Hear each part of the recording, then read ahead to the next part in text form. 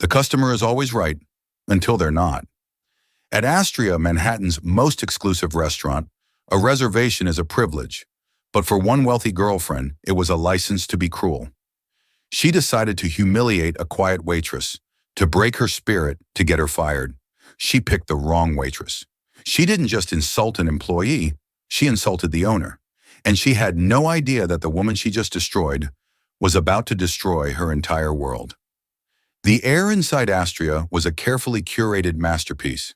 It wasn't just quiet, it was hushed, shimmering with the unspoken energy of money and power. The lighting, a soft, warm gold, was calibrated to make everyone look like they were starring in their own private film. The cutlery, heavy Christoffel silver, rested on fret linens so white they almost hurt the eyes. This was not merely a restaurant, it was a stage.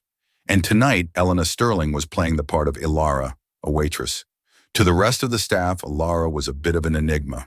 She was by far the most professional and almost preternaturally calm presence. She'd been working here for 6 months. She never gossiped, was never late, and anticipated a guest's needs 3 steps before they did. Marcus, the general manager, saw her as his rock, a woman strangely overqualified for the job, but he wasn't about to question his good fortune. But Elena wasn't just working at Astria. She was Astria.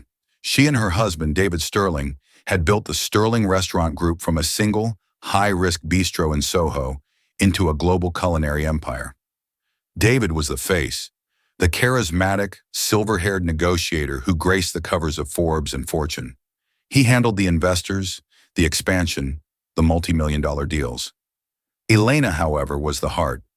She was the one with the palate, the operational genius who could spot a misaligned fork from 20 paces. She had designed the kitchen, written the training manual, and hand-selected the vineyard that supplied their exclusive house Cabernet. And she was worried. The New York flagship, Astria, had felt off lately. Reviews were still stellar, but Elena had noticed a slippage in the details. A new supplier's microgreens were wilting faster. The bussers were clearing plates from the right instead of the left. The soul of the place was thinning. So as she did every few years, Elena Sterling ceased to exist. Ilara was born, complete with a simple back-comb ponytail, minimal makeup, and the standard black and white uniform. She needed to see the cracks in her own foundation, and you could only do that from the floor. Ilara, Marcus's voice crackled through her discreet earpiece. Table 7 is seated. Julian Vance. This is the big one. I want you on it. You're the only one I trust not to screw this up. Elena resisted the urge to sigh. Julian Vance. She knew the name. A tech sector disruptor who had made a fortune in cryptocurrency. He was, according to David's files, volatile, brilliant, and looking to partner with the Sterling Group on a new hospitality tech venture. David was handling the main negotiation, but Elena knew this dinner was a soft test. Understood, Marcus. I'm heading over, she murmured, her voice the epitome of calm servitude. She grabbed 2 leather-bound menus and a silver tray with chilled water and sparkling. As she approached table 7, a prime alcove booth, she saw him. Julian Vance was handsome in a restless, boyish way, already tapping furiously at his phone, his brow furrowed. But it wasn't him her eyes locked on. It was the woman beside him. She was stunning, in the way a panther is stunning, all sleek lines and visible danger. She wore a low-cut leopard print Balmain dress that probably cost more than Elena's, Ilara's, last 3 paychecks combined. Her lips were a severe matte red, and her long black hair was so flat-ironed it looked like polished glass. Her name, the reservation noted, was Serafina Monroe. Elena felt a prickle of unease. It wasn't the woman's beauty, it was her eyes. They were scanning the room not with appreciation, but with contempt, as if searching for the first thing that would dare to displease her. Good evening, Elena began, her Ilara voice soft and unobtrusive. Welcome to Astria. May I offer you still or sparkling water? Julian didn't look up. Sparkling. And a whiskey. Macallan, 25. Serafina let the silence stretch, her eyes raking over Elena from her sensible shoes to the single modest bobby pin in her hair. Voss, Serafina snapped, her voice a sharp, high-pitched drawl. Still, and make sure the bottle is sealed. I don't want your tap water refill. Elena smiled, a small professional crescent. Of course, madam. I will bring the unopened bottle for your inspection. Serafina sniffed and looked away, dismissing her. Elena turned, her spine straight. The prickle of unease was gone, replaced by a cold, familiar weight. It was going to be a long night. Elena returned moments later. She presented the sealed bottle of Voss water to Serafina as if it were a bottle of rare wine. Serafina waved a hand, a dozen gold bangles clattering on her wrist. Fine, fine. Just open it. Elena poured the water, then the Macallan 25 for Julian. Are you ready to hear the specials, or would you like a moment? Elena asked. We'll have the caviar service to start, Serafina announced, not even looking at the menu. And I hate blinnies. Bring me toasted brioche points. Very thin. And no chives. I can't stand them. An excellent choice, madam. The Imperial Acetra is particularly fine this evening. And for you, sir? Julian grunted, his eyes still glued to his phone. Oh, yeah. Caviar. Fine. And for your main course? I'll have the A5 Wagyu, Serafina said. Medium. No, wait. Medium rare. But more medium than rare. And I want it seared in duck fat, not butter. I read that's how they do it. If your chef doesn't know how, tell him to Google it. Elena's professional mask was flawless, but inside she winced. Her executive chef, Antoine, a man who had trained under Joel Robuchon, would not be Googling anything. Searing A5 Wagyu in duck fat was a sacrilege. It would overwhelm the delicate marbled fat. The chef typically prepares the A5 with a simple sea salt crust to highlight the beef's natural flavor, Elena explained gently. But I will certainly pass along your request.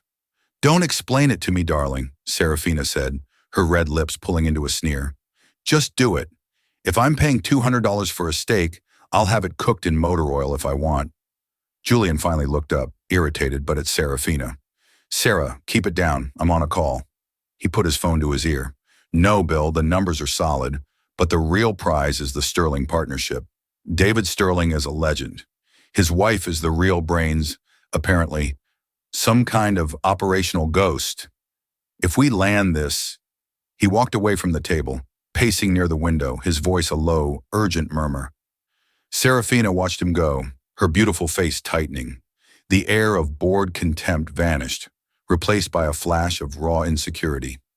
She was the girlfriend, not the partner. Her power was borrowed, and it seemed precarious. When she turned her gaze back to Elena, the contempt was back, but amplified, as if she needed to reassert her dominance over the one person she could.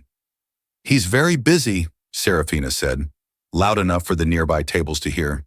He's closing a massive deal, with the owners of this place, actually, so I'd suggest you be on your best behavior. This is a very important dinner for him. We treat all our guests with the utmost importance, madam, Elena said evenly. I'm sure you do. Serafina leaned in, her voice dropping to a conspiratorial, venomous whisper. This must be a terrible job, all the smiling and scraping. Yes, madam, no, madam. It's pathetic. You're pretty in a bland, forgettable sort of way. You should try to get a job in retail, maybe at a J. Crew or something. It seems more your speed. This was the first direct personal cut. Elena felt her fingers tighten on her silver tray. She had negotiated leases in Tokyo.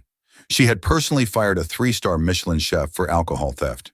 She had built an empire, and this woman, whose only visible skill was acquiring a wealthy boyfriend, was telling her to work at a mall. I am content here, madam, Elena said. The words came out colder than she intended. Oh, content. Serafina laughed, a sharp, unpleasant sound. What a sad little word. Now, where is my wine? I ordered the Montrachet, or was that too complicated for you to remember? It is on its way. The sommelier is decanting it. Then you go get it. Why do we need 10 different people fluttering around? You're my waitress. Go. Wait. Serafina snapped her fingers. The sound cut through the restaurant's hushed ambiance like a gunshot. Heads turned. Elena felt the stares of the other diners. She felt the panicked gaze of Marcus from across the room. She was no longer an owner assessing her restaurant. She was a woman being publicly degraded. Immediately, madam, Elena said. Her face was pale, but her voice was a flat, dead calm. Elena retrieved the Montrachet Grand Cru, a $1,200 bottle of wine. She presented it to Serafina, who examined the label with suspicion, as if expecting a sticker to be peeling off. Fine, she conceded. Elena poured a small tasting amount. Serafina lifted the glass, swirled it with an exaggerated flourish, and put her nose deep into the bowl. She took a tiny sipping inhalation of the air above the wine before finally tasting it. She held the wine in her mouth for a long second, then her face contorted in disgust. Ugh, no! She shoved the glass back. It's awful. It's corked. Elena paused. She knew this wine. She knew this vintage. It was from a Coravin system, which siphoned wine through the cork, making a corked bottle a near impossibility. Madam, this bottle was sealed and opened with a Coravin. It's highly unlikely. Are you calling me a liar? Serafina's voice rose, slicing through the air. I know wine. My boyfriend Julian has a cellar. This tastes like wet newspaper and feet. It's disgusting. Take it away. Bring me another. And don't charge me for this one, obviously. Julian, back at the table and on his phone again, shot her a dark look. Sarah, for God's sake. I am not drinking spoiled wine, Julian, she hissed back at him. This place is supposed to be the best, and they're serving me vinegar. This was a critical moment. Elena knew the protocol. The guest is always right, even when they are profoundly, demonstrably wrong. Arguing would create a scene. And right now, Elena didn't want a scene. She wanted data, and she was getting it. My sincerest apologies, madam. I will have the sommelier bring a new bottle immediately, Elena said, her voice a perfect blend of apology and efficiency. She removed the glass and the bottle. As she walked to the sommelier station, she poured a tiny drop of the corked wine into a tasting glass. She swirled it, sniffed. It was perfect. Bright notes of pear, hazelnut, and a clean mineral finish. The woman was completely, utterly wrong. Or more likely, she was lying simply because she could. She said it was corked, whispered Jean-Pierre, the sommelier, looking horrified. She is particular, Elena said. Open a new bottle, a fresh seal, no Coravin this time. Let her watch you pull the cork. Yes, Alara. When Elena returned to the table, Serafina was in a full-blown argument with Julian. Don't care if it's David Sterling's mother's birthday. You haven't listened to a word I've said all night. You're just texting. I am working, Serafina. This $50 million venture fund doesn't just appear. This is the Sterling Group. I have to be on point. Now, can you please just be pleasant for one evening? I am pleasant, she shrieked, just as Elena arrived with the new bottle. The timing was disastrous. Serafina whirled on her. And you're back. Did you bring me sewer water again? Before Elena could answer, the caviar service arrived, carried by a junior waiter. He placed the tiered silver tray down. The brioche points were perfectly toasted, the caviar glistening. Serafina stared at it. Where are the chives? The junior waiter, a nervous 19-year-old named Leo, stammered, Madam? You said... I know what I said, Serafina snapped. I said no chives on it, but I expect them on the side, with the creme fraiche and the egg. Where is the egg? Did you forget the egg? The imperial service does not traditionally come with egg, madam, Elena cut in, her voice firm but low.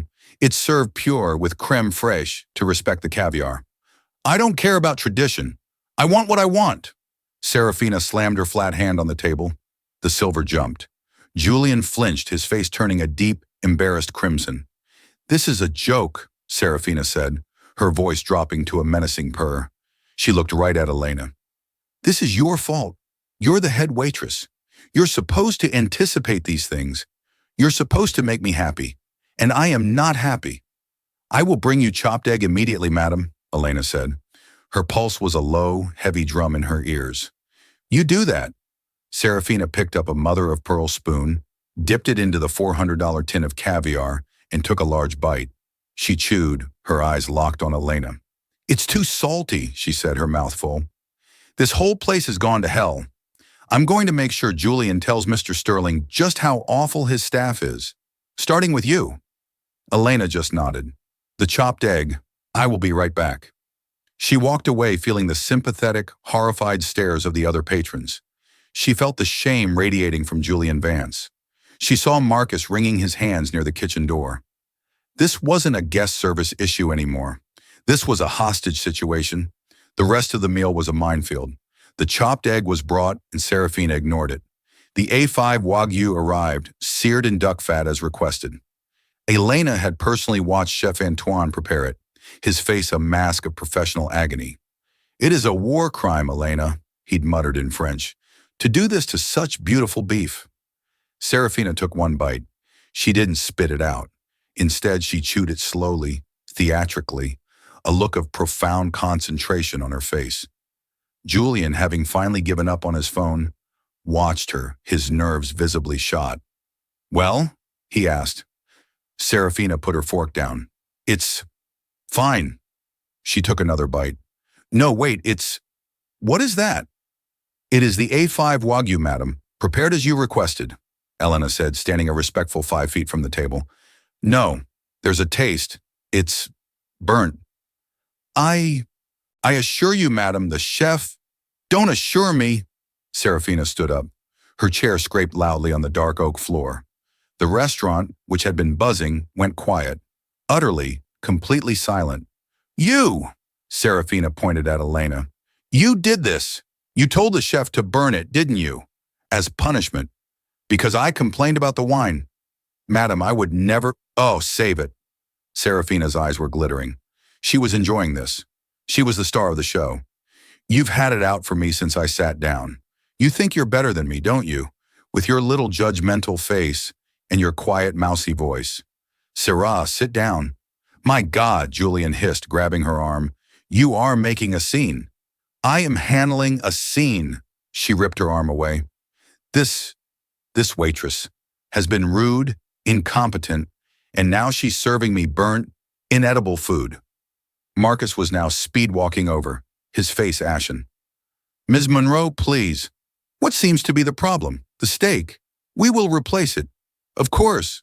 On the house." "I don't want another steak," Serafina yelled. "I want her to taste it. Go on." She picked up the fork, piled a piece of the $200 steak on it, and shoved it toward Elena's face. "Eat it. Tell me it's not burnt garbage." Elena recoiled, stepping back. "Madam, I cannot do that." "What, you're too good? Too good to eat the food you serve? I knew it. You are judging me." "Ms. Monroe, please," Marcus begged, stepping between them. "That is highly inappropriate." "Inappropriate? I'll show you inappropriate." What happened next was a blur of motion. Serafina, in a fit of pure theatrical rage, picked up her full new glass of Montrachet. For a second, Elena thought she was going to throw it at the wall. Instead, Serafina locked eyes with her. "You know what? I'm tired of your face." And with a vicious flick of her wrist, she dashed the entire glass of $200 a bottle white wine directly onto Elena's chest. The gasp in the room was collective. The wine, cold and acidic, soaked through the thin white material of Elena's shirt instantly, clinging to her skin. The shock of it, the cold, the sheer violence of the act, made Elena freeze. She just stood there dripping, her hands clenched at her sides. Serafina smiled, a slow, deeply satisfied smile. "Oops," she said, her voice dripping with malice. "Clumsy me. You looked a little dry." She then grabbed her frette napkin, crumpled it into a ball, and threw it onto the floor at Elena's feet, right in the puddle of wine. "Well, what are you waiting for?" Serafina demanded, her voice ringing out in the dead silent room. "Clean it up. Clean up my mess, and then get out of my sight. You are disgusting, and you are fired." Julian Vance had his face in his hands. Marcus looked like he was going to be physically sick. Elena looked down at the napkin on the floor. She looked at the smirking, triumphant face of Serafina Monroe. She felt the eyes of every single person in the room on her. She was drenched, humiliated, and publicly assaulted. But as she stood there, something inside her didn't break. It hardened. The Alara persona, the patient, humble waitress, evaporated. The cold, precise, and utterly ruthless mind of Elena Sterling, CEO and founder, took its place. She did not bend down. She did not cry. She slowly, deliberately lifted her head and met Serafina's gaze. Her eyes, usually warm and observant, were now two chips of blue ice. "No," Elena said. Her voice wasn't loud, but it cut through the silence like a diamond. Serafina's smirk wavered, turning into a confused scowl. What did you just say to me?" "I said no," Elena repeated. She unclipped the small black, company-issued apron from her waist. The wine had soaked it too. She held it out, letting it drip onto the priceless Persian rug. "Ilara!" Marcus squeaked, his voice cracking. "Ilara, please, just go to the back. We'll sort this out. Ms. Monroe, I am so sorry for this unpleasantness. Your entire meal, of course, is complimentary. Everything." "You're damn right it is," Serafina snapped, though she looked rattled by Elena's defiance. "And I still want her fired. I want to see her walk out. Do it. Fire her." "You're fired," she yelled at Elena. "You don't have that authority," Elena said, her voice still terrifyingly calm. She turned to the trembling manager. "Marcus." Yes, Ilara?" "I am clocking out," Elena said. She dropped the wet apron onto the floor with a soft, wet thud. "You can handle table 7. They are finished." "Clocking out? You can't just—" "Ilara, you'll be fired," Marcus whispered, frantic. "I am clocking out," Elena repeated. She turned her back on Serafina. She ignored Julian, who was now staring at her, a strange, dawning comprehension fighting with his embarrassment. She simply started walking. Not to the staff exit near the kitchen, but toward the front of the restaurant. "That's right, you coward!" Serafina screamed at her back. "Run away, go cry in your locker. You'll be working at a Starbucks by tomorrow." "If you're lucky." Elena didn't stop. She walked past the other tables, past the diners who were staring in silent, appalled fascination. She walked past the hostess stand, where the young hostess Chloe looked at her, her eyes wide with sympathy and confusion. "Ilara, are you okay?" Chloe whispered. Elena gave her a small, tight smile that didn't reach her eyes. "I'm fine, Chloe. Thank you." She pushed through the heavy oak front doors and stepped out into the cool Manhattan night. The Ilara name tag was still pinned to her soaked shirt. She stood on the sidewalk for a moment, the city's noise, horns, sirens, chatter, rushing in to fill the silence. She was trembling, not from cold or fear, but from a rage so profound it was almost sublime. She had built Astria to be a sanctuary, a place of civilized perfection, of warmth, of respect, for the food, for the guests, and for the staff who worked tirelessly to create that magic. And that woman, that vile, insecure, poisonous woman, had just defiled it. She had defiled her in her own home. This was no longer a quality control check. This was a declaration of war. She didn't walk to the staff entrance around the back. Instead, she walked 2 doors down to the private, unmarked entrance of the Sterling Group headquarters, which occupied the 2 floors directly above the restaurant. She swiped a black, unmarked key card. A private elevator opened. She stepped inside, hit the button for the penthouse, and watched her reflection in the mirrored walls. The mousy, forgettable waitress was gone. The woman staring back was drenched, her hair coming undone, her makeup smudged. But her eyes were blazing. She pulled out her iPhone, a model several generations ahead of anything Ilara could afford. She had one number on her favorites list, marked simply DS. It rang once. "Elena, is everything all right?" David Sterling's voice, usually so calm and commanding, was instantly sharp with concern. He knew she was on the floor tonight. "David," she said, and her voice was so cold it surprised even herself. "We have a code red at Astria." There was a half-second of silence. Code red was their term for a catastrophic, business-ending emergency. "Who?" was all he said. "Julian Vance, table 7, or rather, his girlfriend, Serafina Monroe. She assaulted me." The silence on the other end was heavy, absolute. When he spoke again, his voice was unrecognizable. It was flat, emotionless, and terrifying. "I am 10 minutes away. I'm bringing security. Don't move." "I'm not moving," Elena said, as the elevator doors dinged open into her private penthouse office. I'm just getting changed. And David? Yes? Wear the Brioni suit, the navy blue one. Understood, he said and hung up. The navy blue Brioni suit was the one he wore when he wasn't just closing a deal. It was the one he wore when he was ending a company. Elena's penthouse office was the antithesis of the warm golden restaurant below. It was a stark, minimalist space of glass, steel, and white marble, offering a godlike view of the glittering Manhattan skyline. It was the command center of a global empire, and it was her true home.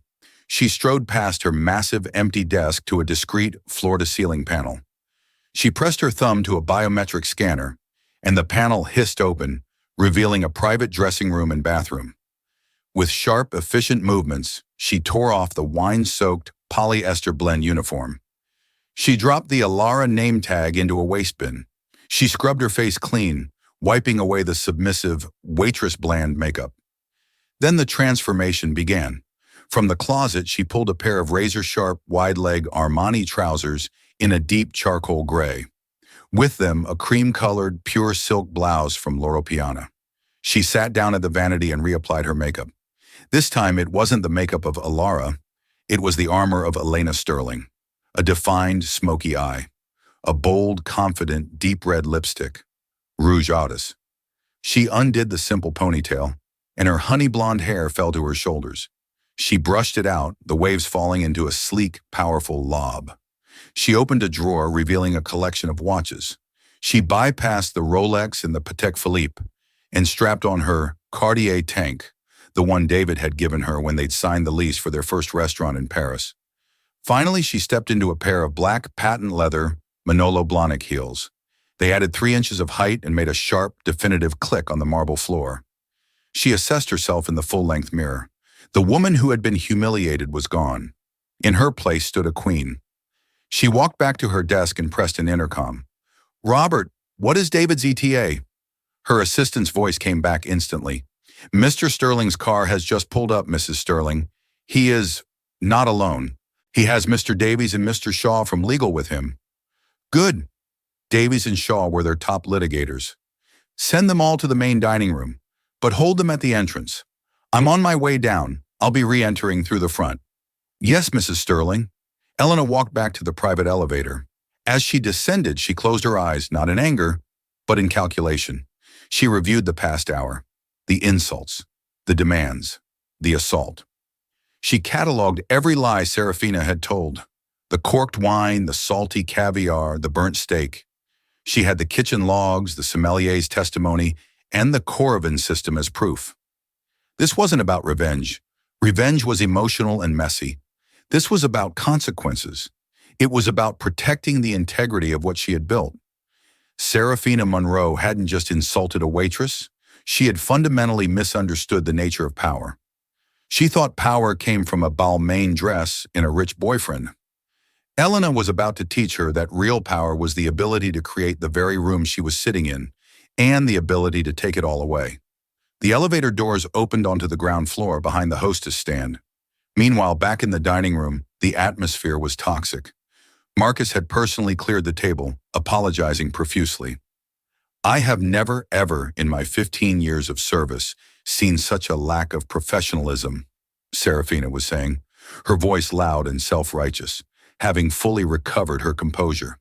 "She threw her apron at me. You all saw it. She's clearly unstable." Julian Vance, for his part, was on his phone, frantically texting. "David Sterling just canceled our 10 a.m. breakfast meeting. No explanation, just canceled." "God, Serafina, what did you do?"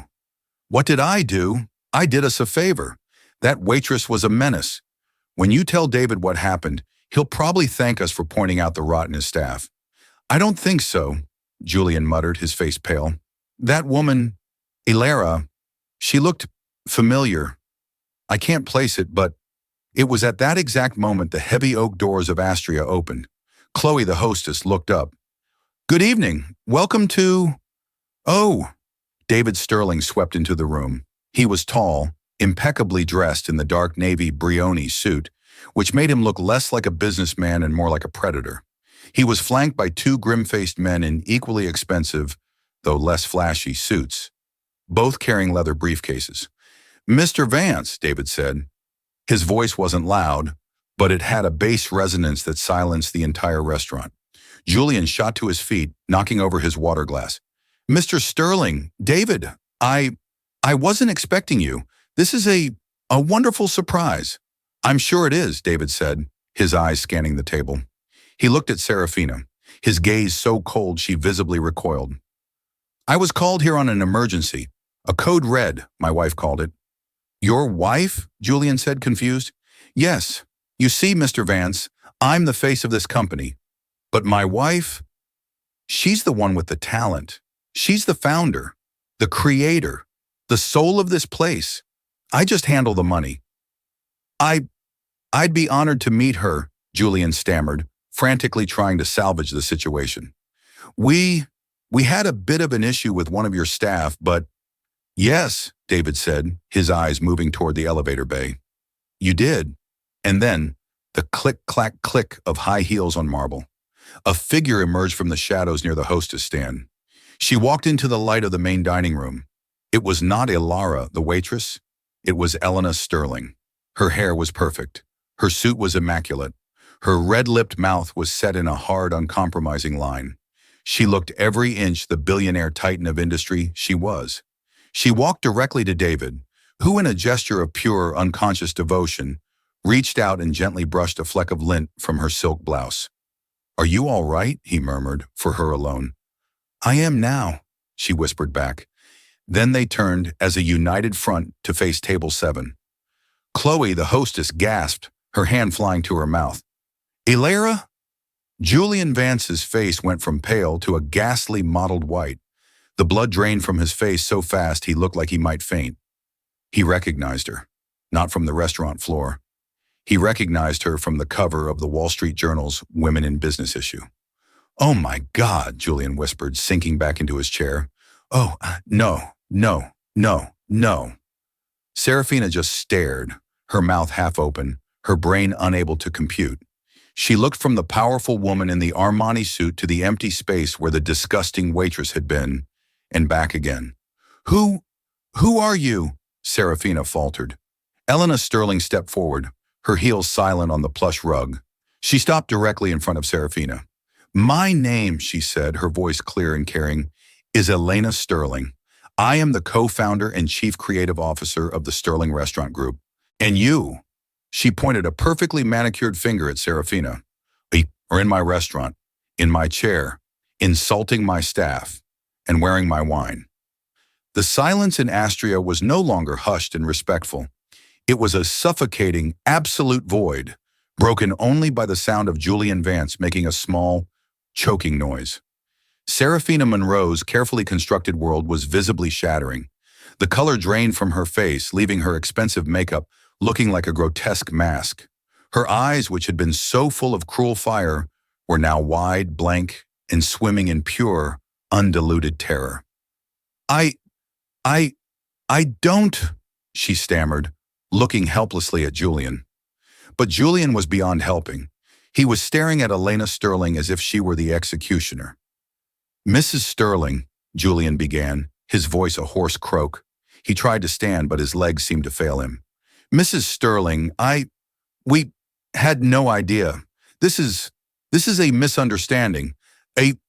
A terrible, terrible misunderstanding." "A misunderstanding?" Elena's voice was lethal. She took a step closer, and Serafina flinched as if she'd been struck. "Let's be very clear about what happened, Mr. Vance. There was no misunderstanding. There was only abuse." She turned her icy gaze back to Serafina. "You sat at this table, which I designed, and you began your performance.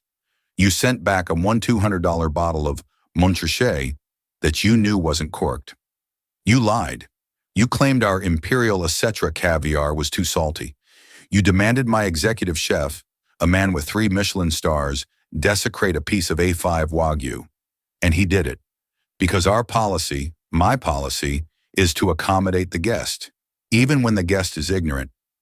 Each word was a hammer blow. The entire restaurant was watching, frozen. "But that wasn't enough for you, was it, Ms. Monroe?" Elena continued. "You needed more. You needed to feel powerful. So you insulted me. You called my job pathetic. You suggested I work at J. Crew. You made a public scene, claiming I had served you burnt food, a lie so blatant it's laughable. I have the kitchen logs, complete with thermal camera readouts of every dish. That steak was a perfect 135 degrees Fahrenheit. She was pacing now, a panther in her own cage. You demanded I eat from your plate like a dog, and when I refused, you assaulted me. She pointed to the dark, wet stain on the floor where her apron had dropped. You threw a $300 glass of wine on me, on an employee, on a human being, and then you threw a napkin at my feet and demanded I clean it up. You told me I was disgusting, and you demanded I be fired. Elena stopped directly in front of Serafina. Well, Ms. Monroe, Elena said, her voice dropping to a whisper that was somehow louder than a scream. I am not fired. I am the woman who signs the paychecks. I am the woman who owns the name on the door. And you are the most repulsive, insecure, and pathetic bully I have ever had the displeasure of meeting in my own home. Serafina made a small, wounded sound, like an animal. It was then that David Sterling, who had been watching with a look of cold, proud fury, stepped forward. He placed a hand on his wife's back, a silent gesture of support. Then he addressed Julian Vance. Mr. Vance, David said, his baritone voice vibrating with controlled rage. Our breakfast meeting tomorrow. The one to finalize the $50 million hospitality venture fund? Julian looked up, his eyes suddenly desperate, pleading. Mr. Sterling, David, please, this was her. This was not me. I told her to be quiet. This has nothing to do with our business. It's a personal matter. David Sterling actually laughed. It was a short, sharp, terrifying sound. A personal matter, he said. Mr. Vance, my wife is my business. My wife is my partner. You sat there silent while your guest, your date, physically and verbally assaulted the co-founder of the company you are begging to partner with. You said nothing. You did nothing. You let it happen because you were, and I quote, working on the deal. David leaned in. You have a fatal character flaw, Mr. Vance. You tolerate cruelty. You surround yourself with unstable, toxic people. You have no backbone, and we do not ever do business with cowards. He snapped his fingers. One of the lawyers, Mr. Davies, stepped forward and placed a single-page document on the table in front of Julian. This is a formal notification, David said. The Sterling Group is terminating all negotiations with Vance Capital. The deal is dead. Our legal team will be filing a civil complaint against Ms. Monroe for assault, and we will be releasing the security footage of this entire encounter to our media contacts should you dream of disputing it. Julian Vance's world caved in. This wasn't just a lost deal. This was financial ruin. The fund was leveraged. His reputation, in a world built on handshakes and character, was gone. He turned to Serafina.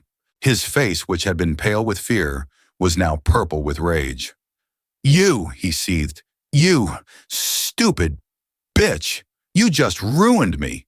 You cost me everything. Julian, baby, no, Serafina whispered, tears finally streaming down her face, carving clean tracks through her foundation. I didn't know. How could I know? She looked like a nothing. She's everything, Julian screamed, slamming his fist on the table. That's enough, Elena said, her voice sharp as a razor, cutting through his rage. Get out. The command was absolute. Get out. Julian Vance slumped back, the fight gone, replaced by the hollow-eyed shock of a man who had just lost everything. Serafina was openly sobbing now, ugly, gasping sounds that held none of their earlier theatrical quality. This was the real desperate sound of defeat. Please, Serafina whimpered, looking at Elena. Please, Mrs. Sterling. I'm sorry. I'm so sorry. I'll pay for the dress. For anything. Please, don't do this to him. He'll leave me. The final, pathetic truth was out. Her fear wasn't of what she'd done, but of what she'd lost. Elena looked at her for a long, cold moment. The rage had subsided, leaving behind a vast, weary pity. Your apology is like your complaint, Ms. Monroe, Elena said, her voice devoid of all emotion. It is meaningless. You are not sorry for what you did. You are only sorry you got caught. She turned to her manager, Marcus, who was standing by the hostess stand, looking as if he'd aged 10 years. Marcus, Elena called out. Her voice was softer now, back to being a boss, not a judge. Yes, Mrs. Sterling, he said, rushing over. Please present Mr. Vance with his bill. Julian and Serafina both stared, dumbfounded. The bill? Marcus stammered. But I told them. You told them the meal was complimentary when you thought a waitress was being harassed. Elena corrected him gently. But I am the owner, and I am telling you to present the bill. The full bill. She looked at Julian. That will be $4,280.15. That includes the $200 A5 Wagyu you found so burnt, both bottles of Montrachet, the one you lied about and the one you wore, and the full Imperial Osetra service. She paused, then added, and Marcus, add a $2,000 service fee for the assault on my staff, the dry cleaning of my Armani suit, and the emotional distress caused to my patrons. You can't do that, Serafina shrieked. He can, Mr. Davies, the lawyer said, stepping forward. The guest code of conduct is printed on the bottom of every menu. You violated it. The fee is non-negotiable. Pay it, or we will add it to the civil suit. Marcus, now galvanized, rushed to print the bill. He dropped it on the table in front of Julian. Julian, looking like a dead man walking, fumbled for his wallet and produced a black Centurion card. While the payment was being processed, David Sterling addressed his wife. Elena, he said, his voice warm again, let's go home. He put his arm around her, and they turned to leave. They didn't look back. They walked through the silent dining room, a king and queen departing a battlefield, leaving the casualties behind. As they exited, Marcus returned with the card. You are required to sign, sir. Julian scribbled a line. Serafina, her face a ruin of tears and makeup, tried to stand, but her legs buckled. Julian, help me, she cried. He didn't even look at her. He just threw the card and pen on the table. We're done, Serafina. Get your own ride home. He turned and stalked out of the restaurant, leaving her alone at the table, the sole focus of 100 pairs of staring, judgmental eyes. Marcus, seeing the broken woman, felt a tiny, unprofessional sliver of pity. He gestured to two security guards who had entered with David. Please, escort Ms. Monroe from the premises, and then call her a taxi. Yes, sir. They helped her to her feet, and Serafina Monroe, the woman who had entered Astria like royalty, was escorted out, her sobs echoing in the grand, golden room. The next day, Alara was gone. But Elena Sterling was in the kitchen at 6 a.m. for the pre-service briefing, just as she always was. She had personally apologized to every guest whose dinner had been disturbed and had, of course, paid their checks. She had also given Leo, the nervous junior waiter, a bonus for his professionalism. The story, however, leaked, not from Elena or David, but from the other diners. Within 48 hours, Vance Capital was in freefall as investors, hearing of the Sterling incident, pulled their funding. Julian Vance was ruined, and Serafina Monroe, her name and face now infamous in New York society, disappeared, her social media accounts deleted, her status as a somebody revoked as quickly as a dinner reservation. Astria, on the other hand, was booked solid for the next 12 months. People, it turned out, loved a story where justice wasn't just served, it was plated. 1 year later, the incident at Table 7 was the stuff of industry legend. It was whispered about in kitchens from Paris to Tokyo, a cautionary tale for arrogant guests and an inspiration for floor staff everywhere. Astria, far from suffering, had entered a new golden age. Its reputation was no longer just for exquisite food, but for its unshakable integrity. The staff, protected and vindicated by their owners, operated with a new, fierce pride. Marcus, the manager, now ran the floor with the confidence of a man who knew, without a shadow of a doubt, that his bosses had his back. Elena and David Sterling were dining in their own restaurant, something Elena had rarely done before. They sat not at a prime alcove, but at a simple two-top near the bar, observing the beautiful humming machine they had built. Elena wore a simple, elegant navy dress. She was no longer Alara, and no longer the vengeful CEO. She was just Elena, the founder, finally at peace in her own home. "To us," David said, raising his glass of champagne, his eyes crinkled with the smile she loved. "And to a year of unprecedented growth." "And to the team," Elena replied, clinking her glass against his. "They're the ones who make this place." As they sipped, a well-known food critic dining at a nearby table leaned over. "Mr. and Mrs. Sterling, I'm so sorry to interrupt. I just have to say the service tonight has been, well, it's flawless." "We are so glad to hear that, Jonathan," David said warmly. The critic lowered his voice. "I also heard a rumor you're expanding to London. I'll tell you what, the London scene needs you, especially after what happened to Julian Vance. He tried to get a foothold there last month. No one would take his meeting. The man is radioactive." Elena just nodded politely.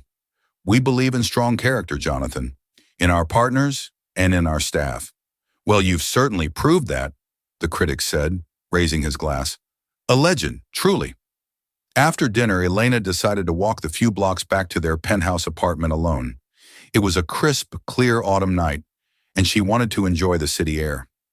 David, having an early flight, kissed her goodnight and took the private elevator up. On her way, she passed a row of brightly lit shops. A window display at a J. Crew caught her eye. A simple cashmere sweater in a lovely shade of blue. It would be a perfect gift for her assistant, Chloe. On impulse, she walked in. The store was quiet, preparing for closing. A single employee was meticulously refolding a stack of denim at a central table. "Excuse me," Elena said politely. "Could you tell me if you have this in a medium?" The employee froze. The hands on the denim went still. Very slowly, the woman turned around. It was Serafina Monroe. The change was staggering.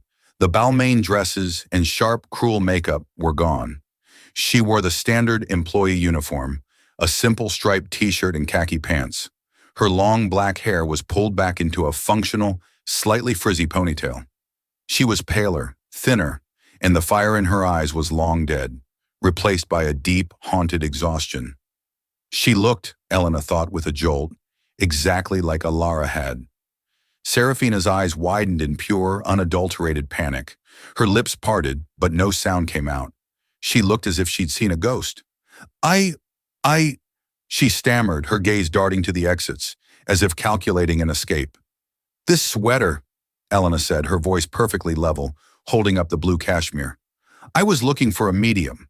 She wasn't being cruel. She wasn't being smug. She was just a customer. And in that simple, neutral act, the power dynamic was cemented forever. Serafina, trembling, swallowed hard. The terror in her eyes shifted to a profound, crushing wave of shame. This was her job. She had to do her job. She couldn't run. Yes, ma'am," she whispered. The ma'am was almost inaudible. She fumbled for her store scanner, her hands shaking so badly she almost dropped it. Let me check the stockroom. One moment." She scurried away, her sensible flat shoes squeaking on the polished floor. Elena waited, examining a rack of scarves. She felt nothing. Not anger, not pity, not even satisfaction. It was just a resolution, an echo. Serafina returned a minute later, holding the sweater. She did not make eye contact. "We have one," she said, her voice a monotone. Will that be all?" "Yes, thank you," Elena said. She followed Serafina to the cash register. The silence was deafening, broken only by the beep of the scanner and the rustle of tissue paper. Serafina, her eyes fixed on the register screen, mechanically went through the motions. "That will be 118.50, she said. Elena handed her a credit card. Serafina took it, her fingers flinching as if the plastic might burn her. Her eyes had to flick up to read the name on the card, Elena K. Sterling. A small, strangled sound escaped her throat. She ran the card. The machine beeped. Approved. She handed the card and the receipt back to Elena, her hands still shaking. Thank you, she mumbled, her face burning red. She placed the bag on the counter. Elena picked it up. Thank you, Elena said, her voice clear and polite. Have a good night. She turned and walked out of the store, the bell on the door chiming softly behind her. Serafina Monroe stood frozen at the register, watching the woman who had ruined her, the woman she had tried to destroy, walk away. She looked down at her hands, then around the empty, mid-range clothing store. She was scheduled to work until 10 p.m. She still had to mop the floor in the back. She didn't cry. She just folded the next sweater. In the end, it wasn't about the money or the wine or the Balmain dress. It was about a simple, fundamental truth that Serafina Monroe forgot. The person serving you is not your servant. They are a human being, doing a job. Elena Sterling never worked a shift as a Lara again. She didn't need to. Her team, her family was strong. But the legend of that night lives on.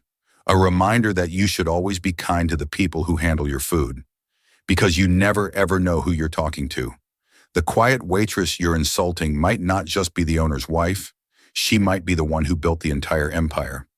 What did you think of Serafina's takedown? Was it justice, or was it too harsh? Let us know in the comments below. Thank you so much for listening to this story. If you enjoyed this tale of drama and consequence, please hit that like button, share it with a friend who loves a good story, and most importantly, subscribe to our channel for more real-life drama every single week. Click that notification bell so you never miss an upload.